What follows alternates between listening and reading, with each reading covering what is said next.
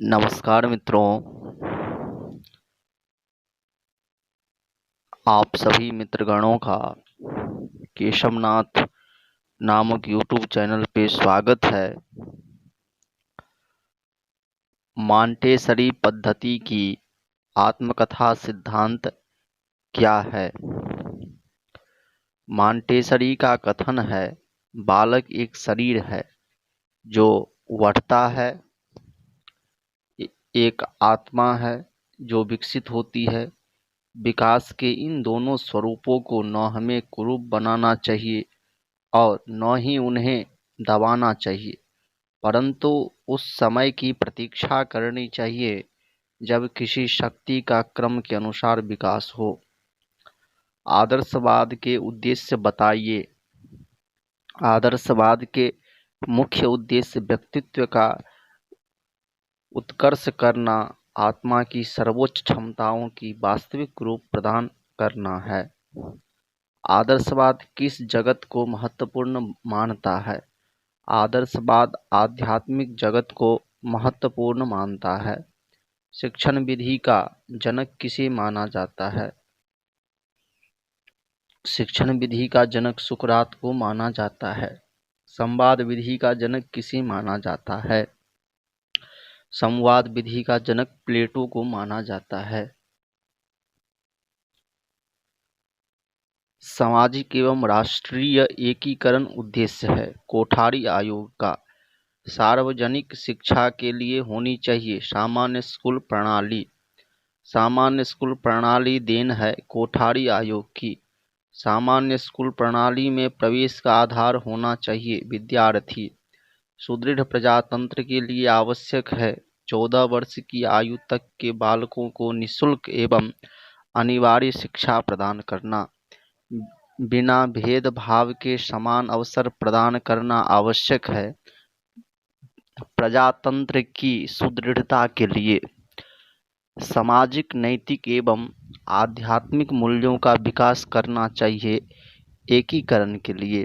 प्राथमिक स्तर पर मूल्यों के विकास के लिए शिक्षा देनी चाहिए रोचक कहानियां सुनाकर। पूर्व प्राथमिक शिक्षा की अवधि है 1 से 3 वर्ष तक। निम्न प्राथमिक शिक्षा की अवधि है 4 या 5 वर्ष।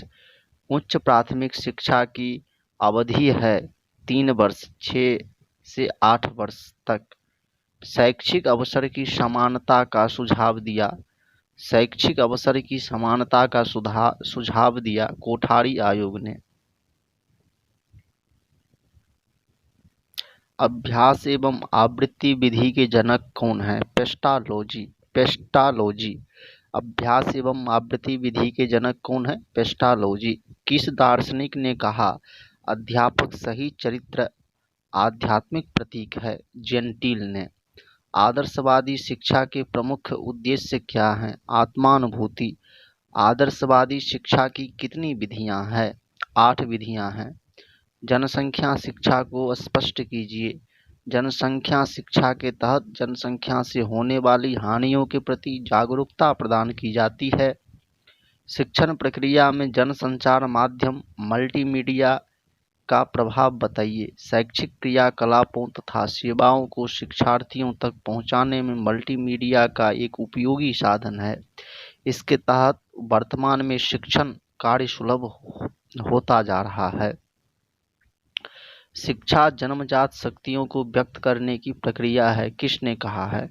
पेस्टालोजी के अनुसार शिक्षा मनुष्य की जन्मजात शक्तियों का स्वाभाविक सामंजस्यपूर्ण तथा प्रगतिशील विकास है। शिक्षा पर्यावरण के साथ समायोजन करना है, किसने कहा है? शिक्षा का कार्य मानव का पर्यावरण से उस सीमा तक समायोजन करना है जिससे व्यक्ति व समाज दोनों की अस्थायी संतोष मिल सके, बॉसिंग ने कहा है।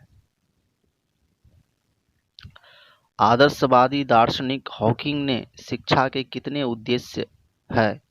2 उद्देश्य है। प्रश्न शिक्षण विधि के जनक हैं कौन है? सुकरात हैं। संवाद विधि के जनक कौन है? प्लेटो। निगमन एवं आगमन विधि के जनक कौन है? अरस्तु। वाद विवाद विधि के जनक कौन है? भारतीय आदर्शवादी दार्शनिक। निर्देशन विधि के जनक कौन है? हर्बर्ट। तर्क विधि के जनक कौन है? हीगल। आदर्शवाद के प्रमुख प्रवर्तकों के नाम बताइए। सुकरात, प्लेटो, डेकार्ट, स्पिनोजा आदि आदर्शवाद के प्रमुख प्रवर्तक माने जाते हैं। किसे खेल विधि का जनक कहा जाता है? प्रोवेल को खेल विधि का जनक कहा जाता है। खेल विधि के जनक कौन है? प्रोवेल।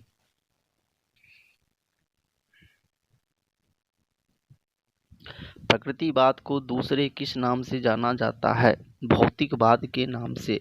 प्रकृतिवाद किस ज्ञान को उचित मानता है? वैज्ञानिक ज्ञान को। प्रकृतिवाद किसे अंतिम सत्य मानता है? पदार्थ को।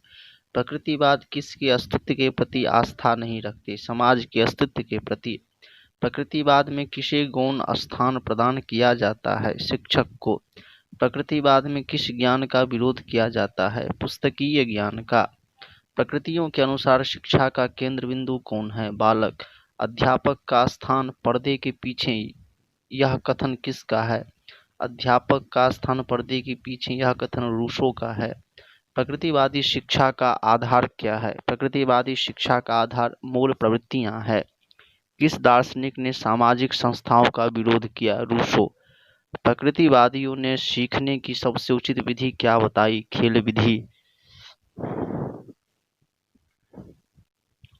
निगमन एवं आगमन विधि का जनक किसे कहते हैं? निगमन एवं आगमन विधि का जनक अरस्तु को माना जाता है। किसे निर्देशन विधि का जनक कहा जाता है? हर्बर्ट को निर्देशन विधि का जनक कहा जाता है।